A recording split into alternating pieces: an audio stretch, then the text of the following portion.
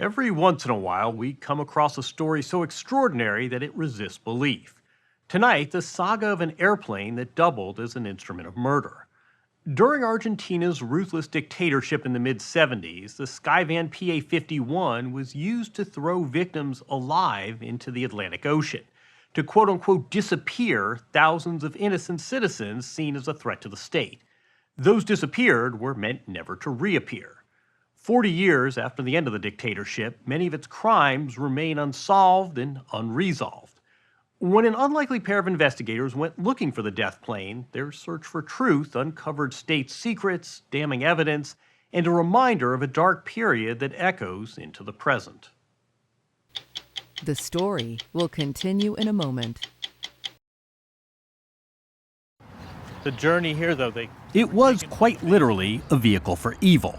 This British-made Skyvan, now 50 years old, is grounded for good here at the former Navy School of Mechanics, or ESMA, in a Buenos Aires neighborhood. The facility is now a museum and a memorial to the 30,000 citizens tortured and murdered during the dictatorship. This was a death camp, looming large in the middle of a thrumming city. Images of the victims adorn the walls. Most were students, dissidents, and union members, never charged with a crime. This plane, where many of them met their death, would have been lost in the contrails of history had it not been for an Italian documentary photographer, Giancarlo Ciraudo. Why was it important not just to return this plane to Argentina, but here to ESMA? It's very important for the memory for the next generation. This is real. This is an evidence. This was an instrument of death, but now is a witness. The cockpit, just as it was when the military pilots flew their clandestine death missions, flying far enough over the Atlantic so the bodies wouldn't likely be recovered, and then dumping the victims out alive. To climb inside the plane is to experience an unmistakable chill of the past. Giancarlo grew up loving planes, but this flying coffin ended that romance. You're emotional seeing this. See, very emotional, very emotional. How did a young Italian photographer, armed only with a camera, an eye for detail, and burning curiosity, come to unravel one of the great national shames of Argentina? It all began in 2003, when Ciraudo was in Buenos Aires working on a project about the disappeared. He heard about the death flights in the 1970s, but the stories were never fully told. So many unanswered questions and so little accountability. If there were flights, he reasoned, then surely there were planes and there were pilots. So where were they? You knew those death flights existed. How did you start your search for the planes? I had an idea, but to start the investigation started with Miriam. Miriam is Miriam Lewin.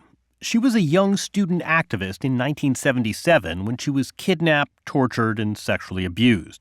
She was then taken to ESMA and was among the few who survived, though she never knew quite why. Later, she became a leading investigative journalist in Argentina, best known for unearthing the crimes of the dictatorship. When Ciraudo first contacted Miriam, she told him she had other things on her mind. And I said, look, we were looking for the desaparecidos, the missing people, and then we started looking for the bodies. So we had plenty to think about. People, not things. Yeah. And he said, I come from a different culture. In Rome, when they're digging a tunnel to extend the subway lines, they find a plate or a sculpture, and they stop everything for like 3 years. Right? He comes from a culture where objects are witnesses to history, and that hadn't occurred to anyone here. Yeah. Giancarlo's passion paired with Miriam's reporting chops and her own experience at ESMA. She'd seen other prisoners taken to the basement and given what they were told was a vaccine. Only years later did she learn that it was a sedative, and that those drugged prisoners were put on board planes, flown over the ocean, stripped of their clothes before being flung to their deaths. Dumping prisoners out of an airplane 10,000 feet above an ocean seems so extreme. Why would a military resort to this? Death flights allow them to disappear, the bodies of the disappeared. No trail, no clues whatsoever that could incriminate them. Miriam and Giancarlo began their search, poring over military records, hunting down sources, and combing the internet. They discovered that in the 1970s, the Argentine military purchased 5 Skyvans, workhorses used for transporting cargo, troops, and leading parachutists of many nations have dropped from Skyvan, and they are unanimous that there's not another jump platform like it. 2 of the fleet were shot down by the British during the Falklands War. Argentina's surrender in that conflict ended the dictatorship in 1983. The rest were sold off. They tracked one plane to the United States, where it was being used for skydiving excursions. Maybe the owners didn't know about the terrible, obscure past of these planes. In 2008, Miriam and Giancarlo found the plane in Fort Lauderdale and later paid it a visit. To their surprise, the owner provided them with all the technical logs, detailing every journey the plane had ever flown. I was very, very excited. I couldn't believe that. I couldn't believe it. They brought the logs back to Argentina and asked for help deciphering the technicalities. But even decades after the dictatorship ended, there was still lingering paranoia. Aviation experts didn't want to talk. What they said, no way. They could kill me. But they were nothing if not persistent. They tracked down a source who explained the highly suspicious journeys occurring Wednesday nights, tracing a route over the middle of the ocean. The departure and arrival points the same. When he looks at them and goes, oh gosh, this is gold. Why did he say that? This is the first time that death flights could be documented and proven. Finding the logs was one thing, but Miriam and Giancarlo were determined to solve one of the most notorious and heinous abductions of the dictatorship. Every week, the mothers of the disappeared marched in the Plaza de Mayo in front of the presidential palace, demanding to know the fate of their missing sons and daughters. The mothers became the most potent symbol of resistance against the dictatorship, and soon they became targets themselves.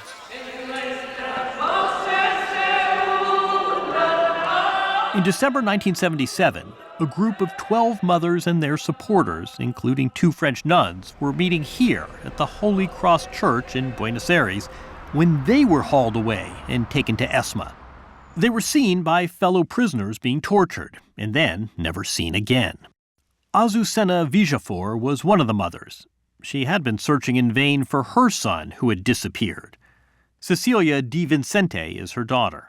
As the days turned into months, turned into years, what did you think had happened? In reality, we didn't know what happened. Every single day we thought she was coming back.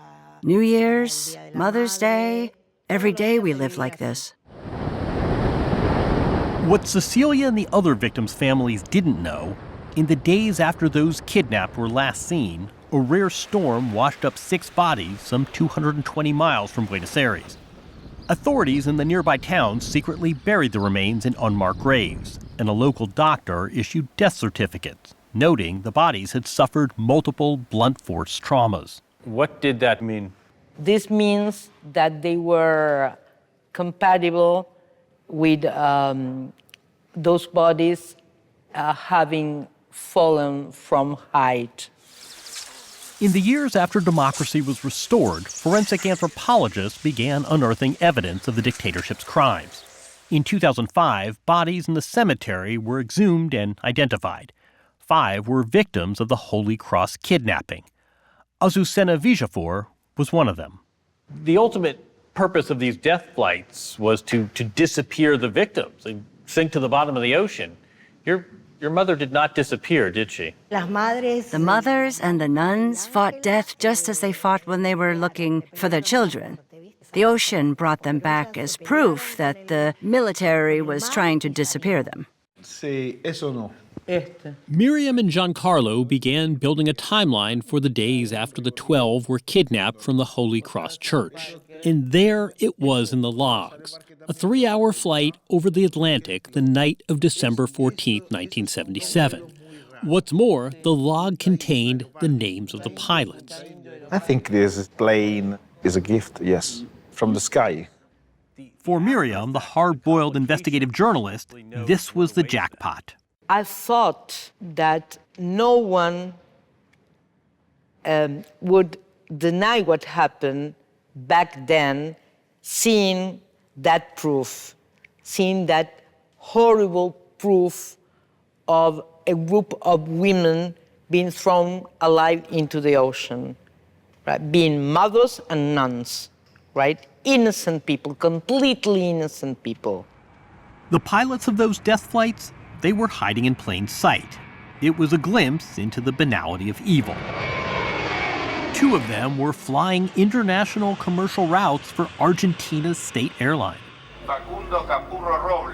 Miriam and Giancarlo's investigation figured prominently in the largest and perhaps most sensational trial in the country's history. In 2017, decades after the fact, an Argentine court convicted 48 people linked to ESMA for crimes against humanity. The pilots who flew the Skyvan PA-51 death flights were sentenced to life in prison. For Miriam and Giancarlo, there was one last assignment: bringing the Skyvan back from the United States to Argentina, where it would be a source of truth, irrefutable evidence of the horrors of the past. Questioning, denying, or even vindicating what happened in those years will lead us into darkness again. We always said, never again. So it was on a misty morning in June 2023, the Skyvan PA-51 arrived at its final destination. Giancarlo was there taking the last pictures of this personal odyssey, this 20-year investigation. The families and friends of the victims were there as well. You have to consider that I could have been a passenger of one of those flights. So I always ask myself why I survived. I wonder if this investigation helped provide an answer. Yes, now I know definitely that there was a goal, there was a purpose of my survival, to get justice. One mystery of Argentina's dictatorship finally solved. But most of the families of the 30,000 disappeared never learned what happened to their loved ones. When we come back, we'll tell you about one family's decades-long search for a missing baby.